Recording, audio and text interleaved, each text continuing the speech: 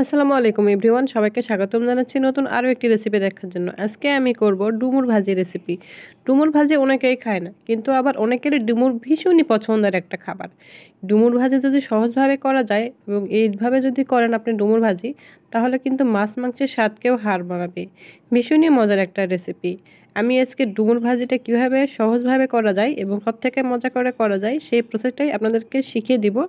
ভীষণ মজার রেসিপি। এরকম করে কিন্তু ডুমুর ভাজি দিয়ে কিন্তু অনায়াসে 1 প্লেট ভাত খেয়ে নেওয়া যায়। সো ভিউয়ার্স, এরকম করে ডুমুর ভাজি আপনারা যদি খেয়ে থাকেন তাহলে অবশ্যই কমেন্ট করে বলবেন। চলুন ভিউয়ার, রেসিপিটি শুরু করা যাক। ডুমুর ভাজি করার জন্য আমি এখানে কিছু পরিমাণ ডুমুর নিয়েছি। এই ডুমুরগুলোকে আমি ভালো করে কেটে নেব। তারপর আমি ডুমুরটাকে খুব ভালো করে কেটে ধুয়ে পরিষ্কার করে নিয়েছি।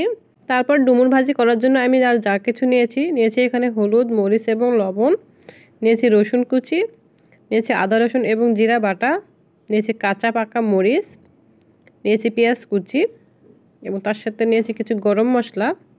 তারপর আমি একটা ফ্রাই প্যানে কিছুটা তেল দিয়ে দিব। তেলটা যখন গরম হয়ে আসবে তখন দিয়ে দিব পেঁয়াজ কুচি এবং কাঁচা মরিচ কুচি এবং দিয়ে দিব রসুন কুচি। দিয়ে আমি সবগুলো উপকরণ খুব ভালো করে মিশিয়ে নিব। যতক্ষণ না পেঁয়াজটা খুব ভালোভাবে নরম হয়ে আসে ততক্ষণ আমি জাল করে নিয়েছি। পেঁয়াজটা যখন নরম হয়ে আসবে তখন আমি দিয়ে দিব আদা রসুন এবং জিরা বাটা এবং তার সাথে দিয়ে দেবো গরম মশলা। দিয়ে আমি সবগুলো উপকরণ আবারও খুব ভালো করে আদা রসুনটা খুব ভালো করে মিশিয়ে নিব, যাতে পেঁয়াজটার সাথে খুব ভালো করে আদা রসুনটা মেশানো হয়। তারপর আমি আগে থেকে কেটে রাখা ডুমুরগুলো দিয়ে দিব। ডুমুর দিয়ে একটু ডুমুরটাকে খুব ভালো করে নাড়াচাড়া করে দিব।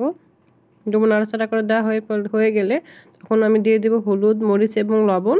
দিয়ে আমি আবারও সবগুলো উপকরণ খুব ভালো করে মিশিয়ে নেব, যাতে হলুদ এবং লবণ মরিচটা খুব ভালো করে ডুমুরের সাথে মেশানো হয়। তাই আমি কিছুটা সময় মিশিয়ে নিয়েছি। তারপর আমি দিয়ে দিব পরিমাণ মতো পানি। পানিটা ডুমুরটা যাতে সেদ্ধ হয় এই পরিমাণে দিতে হবে। পানি দিয়ে আমি ঢাকনা দিয়ে ডুমুরটাকে সেদ্ধ করে নেব। যতক্ষণ না ডুমুরটা সেদ্ধ হয়, পানিটা একেবারে কমিয়ে আসে, ততক্ষণ আমি জাল করে নিয়েছি। তারপর আমি দেখে নিয়েছি যে ডুমুরটা সেদ্ধ হয়েছে কিনা। আরও বেশ কিছুটা পানি আছে, যতক্ষণ না পানিটা শুকিয়ে যায় ততক্ষণ আমি জাল করে নিয়েছি। পানিটা যখন একেবারে শুকিয়ে আসবে তখন আমি কিছুক্ষণ পর পরে নাড়াচাড়া করে ভেজে নিব। আর এরকম করে ডুমুর কিন্তু ভাজি করলে খুবই ভালো লাগে খেতে, মাংসের স্বাদকেও হার মানাবে। এরকম করে ডুমুর ভাজি করলে আমি বেশ কিছুটা সময় পর পর ডুমুরটাকে হালকা হাতে নাড়াচাড়া করে নিয়ে ভেজে নিয়েছি। আমার ডুমুর ভাজি করা হয়ে গিয়েছে। তারপর আমি ডুমুরটাকে পরিবেশনের জন্য উঠিয়ে নিব। ভীষণ মজার এরকম করে ডুমুর ভাজি, কিন্তু অন্যরকম একটা মজা লাগে খেতে। যারা এরকম করে ডুমুর ভাজি খেয়েছেন তারা তো খেয়েছেন, আর যারা খাননি তারা অবশ্যই আমার এই রেসিপিটি ফলো করে বাসায় একবার ডুমুর ভাজি করে দেখবেন এরকম করে ডুমুর ভাজি করলে কেমন লাগে। ডুমুর ভাজি কিন্তু সবারই কম বেশি অনেকেই পছন্দ করে।